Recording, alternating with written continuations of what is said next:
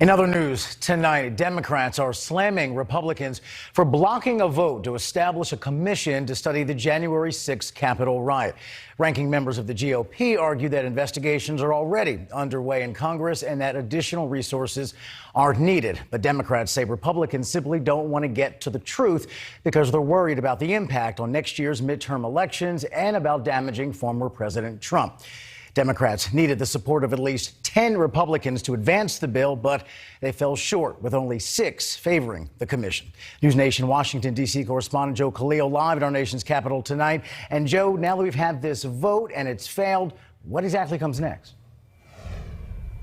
Well, Rob, they're still going to do a big comprehensive investigation into January 6th. The difference is it's going to be a partisan one. Democrats are going to get to call the shots. They're going to get to issue subpoenas and basically structure it how they want. There's not going to be a comprehensive bipartisan outside of Congress investigation, which you would have had if this vote went forward. But you mentioned the votes were simply not there. 10 Republicans were needed to move this thing forward. There were only 6 that voted with Democrats to move the bill forward. And even that 6, that was a surprising number to some Democrats. So, that's where they were now.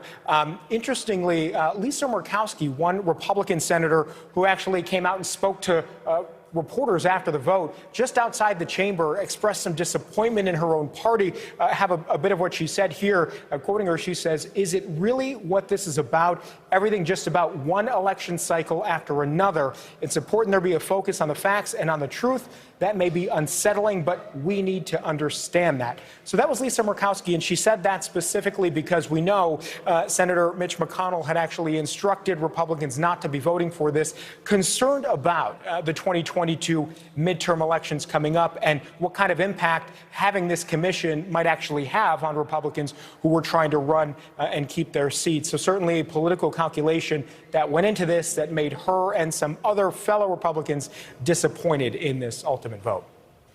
And Joe, there was that emotional kind of scene that played out where you are in the Capitol yesterday. The family of Officer Brian Sicknick, who died of a stroke a day after being attacked during the riot. Those family members, including his mom, held meetings with some senators. Did you get the sense that had any impact, even just the emotional nature of it? A mom who lost her son. Well, it was impactful what we were hearing from the Sicknick family.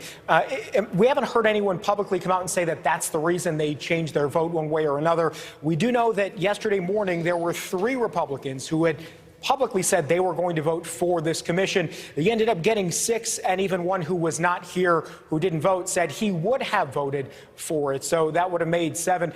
Hard to tell exactly why they voted the way they did. We also know that Republican Senator Susan Collins from Maine was trying to lobby some of her Republican colleagues to vote for this.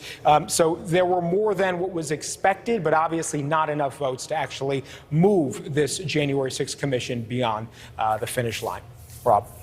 We'll see what the Democrats' next move may be on that. Joe, thank you.